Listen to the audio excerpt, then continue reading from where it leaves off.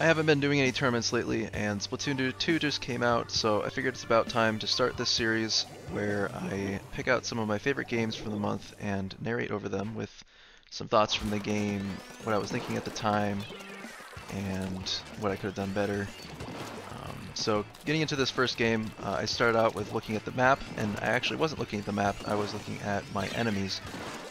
Looking at their weapons, they're mostly short range with lots of flanking potential with the roller and the brush.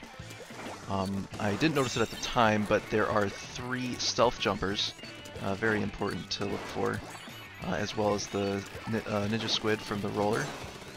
So abilities like that are really important to look out for, in addition to like if they're stacking a bunch of special charge or swim speed and stuff. So just looking at what I'm doing now, we got several down, so we pushed tower a bit.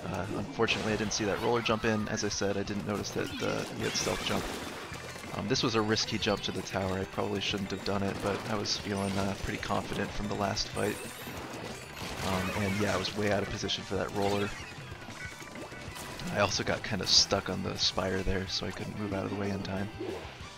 But I should have been moving around to the other side of the spire because I saw him, like I was shooting at him earlier, and I should have expected him to come around that direction to clear the tower. At this point, I don't know why I'm shooting that guy with the inkjet. I mean, that is a primary target to try to snipe inkjet users, but with the brush in my face, and I end up getting myself killed and my ally killed jumping to me, so could have done better priorities there. And at this point I'm seeing they really like that those high up perches, so I'll be looking out for them to get up there more. Not a good time to push tower here.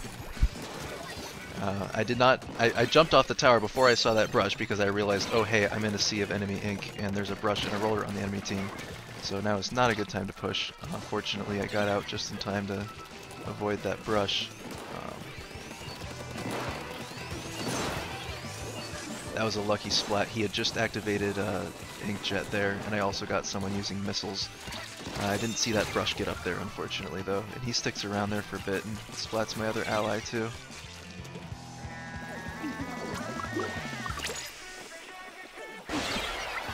Looking on the map there, I do see an enemy beacon, but it's not in a very useful spot, so I don't really care about it. And here's what I was talking about earlier, looking at that top perch that the rollers like to jump down from. I'm lucky my ally was able to take care of that brush there because I was out of ink.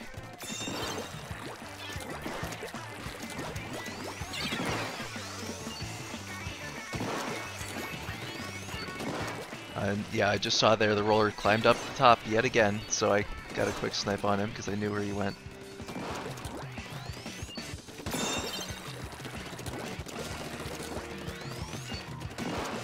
I should be pushing up now. There I go. Because my team has pretty good control of mid. And now is a good time to push tower.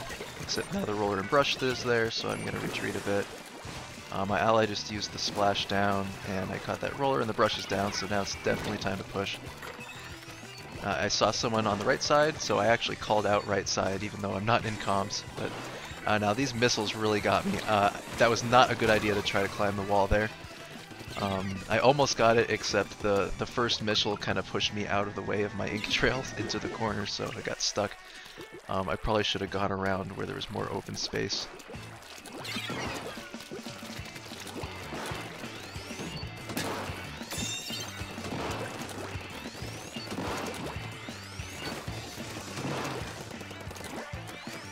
I'm not in a great position here because everybody's out of range, though I did happen to notice this flanker here. I let my ally deal with him because I couldn't really handle that angle. And I fortunately looked up to see that he was using inkjet there, so that worked out well. Lucky splat on that splat bomb there. I was just in escape mode. Throw a bomb behind you and get out. And there's that same flanker again. Quick snipe on that tower, and then I'll take care of the flanker.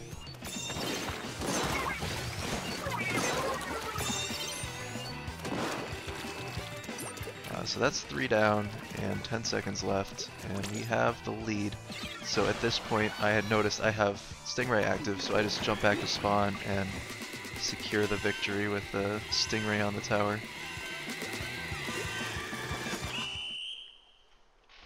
It's important to point out, though, that this is B rank, and I'm still learning the game. I just got it a week ago, so did everyone else.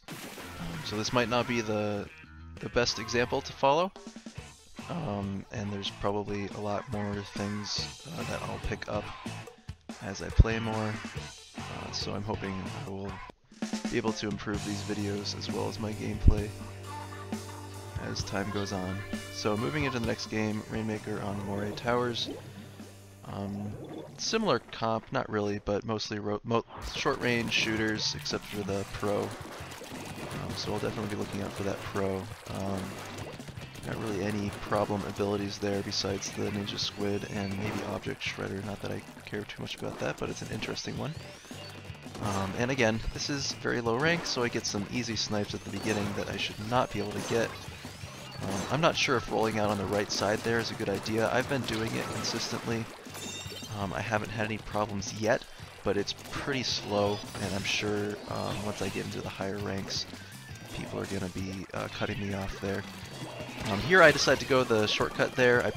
What normally would have been better to follow my ally. He was going up the side over the overlook there, but I figured shortcut's a little shorter, and I kind of want to do that more in the future, so I was just practicing that. There's the wall throw there. I thought that was particularly good wall throw. I find that the walls here in this game are more strategic than the last game. In that you throw, and that happened. You throw them. You have to anticipate them more. So in that case, like, I knew I wasn't going to get there very quickly. I knew that they were pressing the Rainmaker, so I threw a random wall, hoping I could stop them. And I threw it like way ahead of where they were going because it takes forever to set up. Things get a little messy here, and by a little messy, I mean very messy. I see 2 guys there, and they're kind of far away, but that bomb kind of messed me up, and then the guys got all around me. So I'm just turning my suction rush from an offensive rush into a defensive rush, just throwing bombs around me. And unfortunately it doesn't work out for me, and we get overwhelmed there. So I think they will take the lead at this point. Yep, when they get over to Overlook there. It's a huge jump in points. And again with the wall throw, very aggressive wall throw, to try to help out my ally there.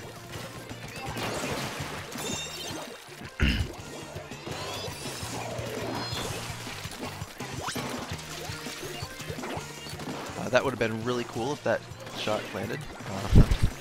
This wall throw, I was trying to use it defensively, but I guess it was a little too close to the wall. I was trying to jump out, but in squid form my hitbox is wider, so he was able to hit me, just barely.